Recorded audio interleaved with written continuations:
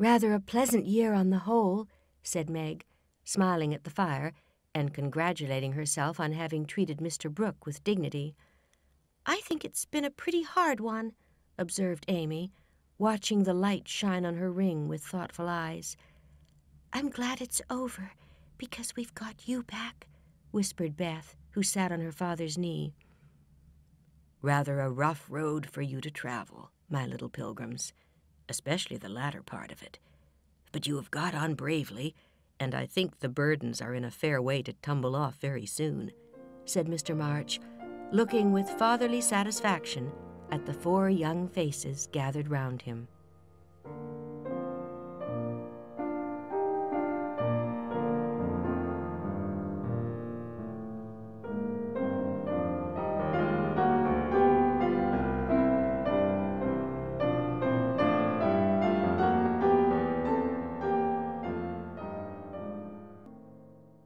Like bees swarming after their queen, mother and daughters hovered about Mr. March the next day, neglecting everything to look at, wait upon, and listen to the new invalid, who was in a fair way to be killed by kindness. As he sat propped up in a big chair by Beth's sofa, with the other 3 close by, and Hannah popping in her head now and then to peek at the dear man, nothing seemed needed to complete their happiness. But something was needed, and the elder ones felt it, though none confessed the fact. Mr. and Mrs. March looked at one another with an anxious expression as their eyes followed Meg. Jo had sudden fits of sobriety and was seen to shake her fist at Mr. Brooke's umbrella, which had been left in the hall. Meg was absent-minded, shy, and silent, started when the bell rang, and colored when John's name was mentioned. Amy said, "Everyone seemed waiting for something and couldn't settle down, which was queer, since Father was safe at home." And Beth innocently wondered why their neighbors didn't run over as usual. Laurie went by in the afternoon, and seeing Meg at the window, seemed suddenly possessed with a melodramatic fit, for he fell down on one knee in the snow, beat his breast, tore his hair, and clasped his hands imploringly, as if begging some boon. And when Meg told him to behave himself and go away, he wrung imaginary tears out of his handkerchief and staggered round the corner as if in utter despair. "What does the goose mean?" said Meg, laughing and trying to look unconscious. "He's showing you how your John will go on by and by. Touching, isn't it?" answered Jo scornfully. "Don't say my John. It isn't proper or true." But Meg's voice lingered over the words as if they sounded pleasant to her. "Please don't plague me, Jo. I've told you I don't care much about him, and there isn't to be anything said, but we are all to be friendly and go on as before." "I don't mean to plague you, and will bear it like a man, but I do wish it was all settled. I hate to wait, so if you mean ever to do it, make haste and have it over quickly," said Jo pettishly. "I can't say anything till he speaks, and he won't because Father said I was too young," began Meg, bending over her work with a queer little smile, which suggested that she did not quite agree with her father on that point. "If he did speak, you wouldn't know what to say, but would cry or blush or let him have his own way, instead of giving a good decided no. I'm not so silly and weak as you think. I know just what I should say, for I've planned it all, so I needn't be taken unawares. There's no knowing what may happen, and I wish to be prepared." Jo couldn't help smiling at the important air which Meg had unconsciously assumed, and which was as becoming as the pretty color varying in her cheeks. "Would you mind telling me what you'd say?" asked Jo more respectfully. "Not at all. You are 16 now, quite old enough to be my confidant, and my experience will be useful to you by and by, perhaps, in your own affairs of this sort. I should merely say, quite calmly and decidedly, 'Thank you, Mr. Brooke. You are very kind, but I agree with Father that I am too young to enter into any engagement at present. So please say no more, but let us be friends as we were.'" That's stiff and cool enough. I don't believe you'll ever say it, and I know he won't be satisfied if you do. If he goes on like the rejected lovers in books, you'll give in rather than hurt his feelings." "No, I won't. I shall tell him I've made up my mind, and shall walk out of the room with dignity."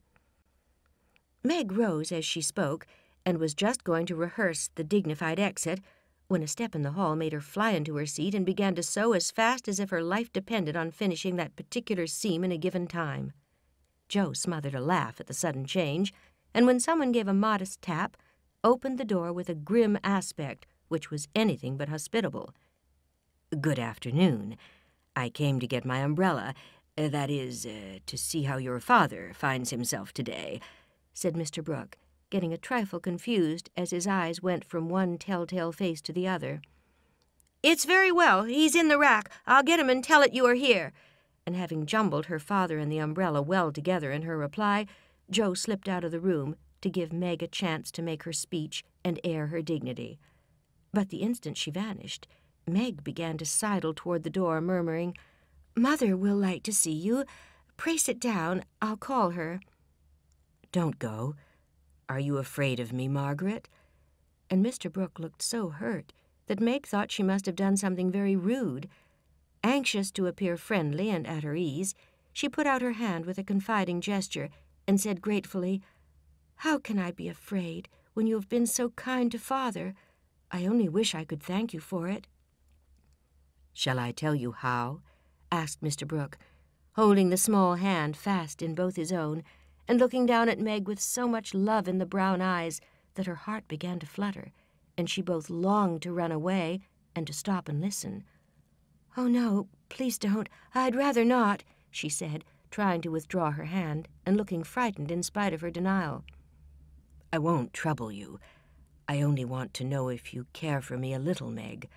I love you so much, dear," added Mr. Brooke tenderly. This was the moment for the calm, proper speech, but Meg didn't make it. She forgot every word of it, hung her head, and answered, "I don't know," so softly that John had to stoop down to catch the foolish little reply. He seemed to think it was worth the trouble, for he smiled to himself as if quite satisfied, pressed the plump hand gratefully, and said in his most persuasive tone, "Will you try and find out? I want to know so much, for I can't go to work with any heart until I learn whether I am to have my reward in the end or not." His tone was properly beseeching, but stealing a shy look at him, Meg saw that his eyes were merry as well as tender, and that he wore the satisfied smile of one who had no doubt of his success. This nettled her. Annie Moffat's foolish lessons in coquetry came into her mind, and the love of power, which sleeps in the bosoms of the best of little women, woke up all of a sudden and took possession of her. She felt excited and strange, and not knowing what else to do, followed a capricious impulse, and withdrawing her hands, said petulantly, "I don't choose. Please go away and let me be." Poor Mr. Brooke looked as if his lovely castle in the air was tumbling about his ears, for he had never seen Meg in such a mood before, and it rather bewildered him. "Do you really mean that?" he asked anxiously, following her as she walked away. "Yes, I do. I don't want to be worried about such things. Father says I needn't. It's too soon, and I'd rather not." "Mayn't I hope you'll change your mind by and by? I'll wait and say nothing till you have had more time. Don't play with me, Meg. I didn't think that of you." "Don't think of me at all. I'd rather you wouldn't," said Meg, taking a naughty satisfaction in trying her lover's patience and her own power. He was grave and pale now, and looked decidedly more like the novel heroes whom she admired, but he neither slapped his forehead nor tramped about the room as they did. He just stood looking at her so wistfully, so tenderly, that she found her heart relenting in spite of herself. What would have happened next, I cannot say, if Aunt March had not come hobbling in at this interesting minute. Meg started as if she had seen a ghost, and Mr. Brooke vanished into the study. "Bless me! What's all this?" cried the old lady with a rap of her cane as she glanced from the pale young gentleman to the scarlet young lady. "It's Father's friend. I'm so surprised to see you," stammered Meg, feeling that she was in for a lecture now.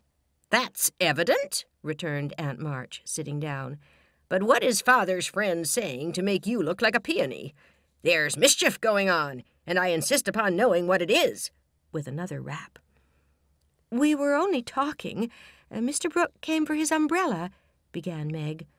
wishing that Mr. Brooke and the umbrella were safely out of the house. Brooke? That boy's tutor? Ah, I understand now. I know all about it. You haven't gone and accepted him, child, cried Aunt March, looking scandalized. Hush, he'll hear. Shan't I call Mother? Said Meg, much troubled. Not yet. I've something to say to you, and I must free my mind at once. Tell me, do you mean to marry this cook? If you do, not 1 penny of my money ever goes to you. Remember that, and be a sensible girl, said the old lady impressively. If Aunt March had begged Meg to accept John Brooke, she would probably have declared she couldn't think of it. But as she was peremptorily ordered not to like him, she immediately made up her mind that she would. Inclination as well as perversity made the decision easy, and being already much excited, Meg opposed the old lady with unusual